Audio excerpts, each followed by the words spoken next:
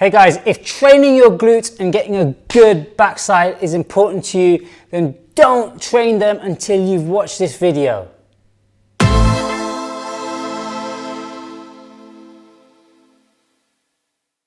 Hey there, what's going on everybody? It's Fahad here from Fit with Fahad and TFF Fitness, and today I want to show you the hyperextension, the 45-degree hyperextension. And I want you to understand that if you don't master this exercise, then every other glute exercise you do is not going to be as effective, especially squatting. Okay, this exercise that I'm about to show you should be the main staple of any glute workout. So when you're beginning and you're new to the gym, this is going to be a main workout, and when you are more advanced or you've been training for a while, this can then become a warm-up activation exercise for your glutes.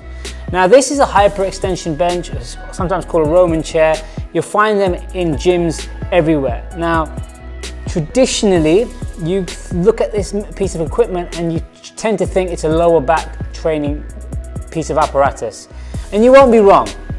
The thing is though, is if you do the exercise I'm about to show you correctly, you're gonna focus on your glutes more than you are on your lower back. And I'm gonna explain why. Okay, before we even talk about how to use this machine in the setup, I want to show you what your glutes and your lower back do from an anatomical point of view. So, if you watched the previous video on the introduction to glute training and you saw the anatomy of the glutes, you'll remember that the glutes contribute to what we call hip extension, which is this movement away from my body this way, backwards, okay, going behind me, okay? Now, when we do a lower back exercise, we're thinking of what we call lumbar flexion, which is this movement here, okay? So this movement there is lumbar flexion, and you're gonna get lower back activation, okay? And now you're gonna understand what all that means when we show you this exercise. But the first thing I wanna explain about this machine is the setup. It's not a machine, it's more of a piece of apparatus, but it's the setup. So if you just get your fingers and your hands and you sort of feel up against your thigh, against your hips, you should feel two bony nodules just around here. This is your anterior sacroiliac spine, or ASIS for short. You want to set up the height of the hyperextension so that the edge of the top rests on your ASIS. Okay, so if it's too long or too short, you won't get the right comfort or the right amount of flexion. So for me, this here is perfect. My ASIS is right here. The edge of the hyperextension bench is there as well.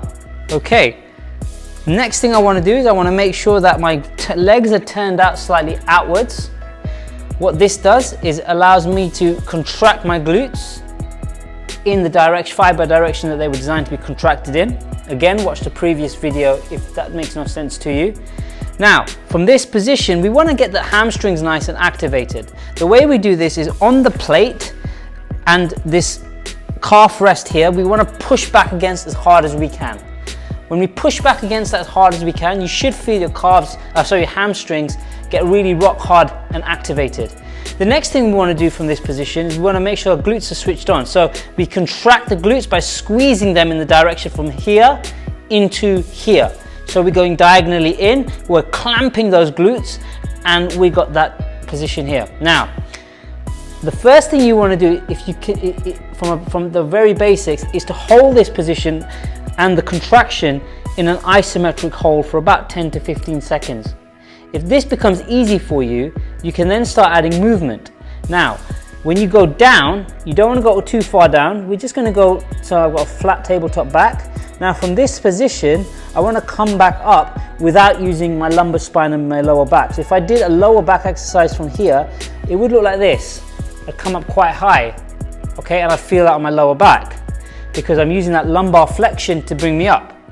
How do we make sure that the glutes are working? So from this position, remember to keep the legs, the hamstrings activated by pulling back on the calf rest as much as you can, keeping your glutes clamped. Now what I want to do is I want to drive my hips into the pad and push my hips from this position into the pad as hard as I can, whilst keeping my glutes very squeezed until I come to the top. And I don't want to use my lower back, so for me it's around here. If If I go any higher than that, I'll feel my lower back kick in, okay? I don't want my lower back to kick in. My glutes contract the shortened range here. So if I go for hip extension from here, it's right there, okay? So I can now do a rep going down, keeping my glutes contracted throughout the whole motion, keep my hamstrings activated, driving my hips into the pad, coming up, keeping my glutes nice and tight, okay? So slowly down, driving your hips into the pad.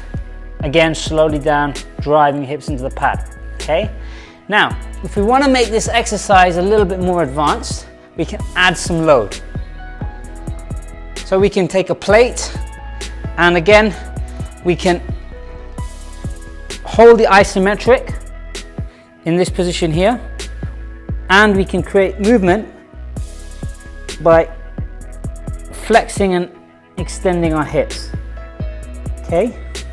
And if you want to get even more advanced, once you get more advanced and you want to turn this into a really effective exercise, you can hold on to dumbbells, and I'll show you that one next. So again, when you've got dumbbells, you want to get the right setup, hamstrings activated, glutes contracted, you're in that neutral spine, that's as high as you want to get. You want to grab your dumbbells, okay? Chest out, shoulders back, slowly coming down until you're about flat back. From here, contract everything, drive your hips into the pad. Slowly down, again, drive your hips into the pad. And this is a really, really effective glute workout. Now, once you understand this exercise and you can mimic the cues of driving those hips forward, keeping your hamstrings activated, keeping the glutes contracted without initiating the lower back, you can translate these cues into other exercises for your glutes, such as a Romanian deadlift or a glute bridge or a hip thrust, and indeed a squat or a split squat. So the first thing you want to do if you want to really get serious about building glutes is to get really good at this exercise. This is the main exercise I give my clients when they want to start out, and we give them leg day and lower body workout to get their glutes activated, get their muscles firing, and get them a nice big bum. Okay, so hope you enjoy this video. Again, if you like my content, if you find it valuable, please subscribe to the channel, click the bell notifications, tell all your friends about it, leave a comment below as well to let me know you've enjoyed this video if you have any questions, and I'll speak to you soon. Take care, bye bye.